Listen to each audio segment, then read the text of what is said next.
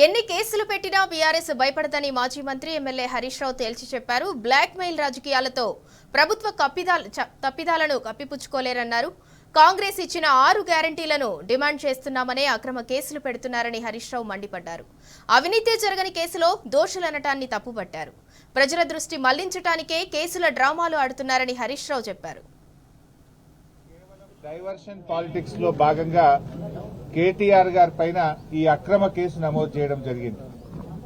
ముఖ్యంగా రైతు బంధు విషయంలో వానకాలం రైతు బంధు ఎగ్గొట్టి యాసంగి పంటకు కూడా చెప్పిన 15,000 కాకుండా కేవలం 6,000 రూపాయలు ఇస్తామని చెప్పి ప్రజల్లో తీవ్రమైన వ్యతిరేకతను ప్రభుత్వం ఎదుర్కొంటా ఉంది.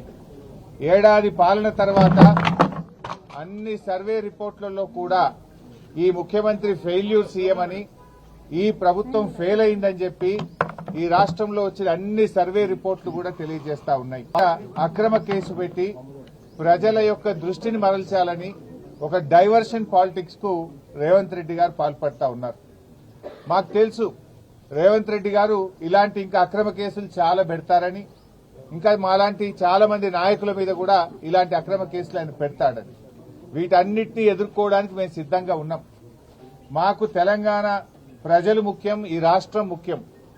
ఎన్నో పోరాటాలతోని త్యాగాలతోని తెలంగాణ తెచ్చుకున్నాం. తెలంగాణ బాగుండడం, తెలంగాణ అభివృద్ది చెందడం, తెలంగాణ ప్రజల సంక్షేమం బీఆర్ఎస్ పార్టీకి అత్యంత ముఖ్యమైనది.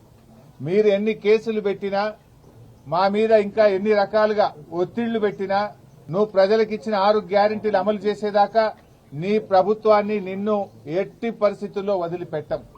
రేవంత్ రెడ్డి అనుకుంటున్నాడు బ్లాక్ మెయిల్ రాజకీయాలతోనో, అక్రమ కేసులతోనో, అరెస్టులతోనో తన ప్రభుత్వం యొక్క తప్పిదాలను కప్పిపుచ్చుకుంటానో, మమ్మల్ని మానసికంగా బలహీనపరుస్తానని అనుకుంటా ఉన్నాడు.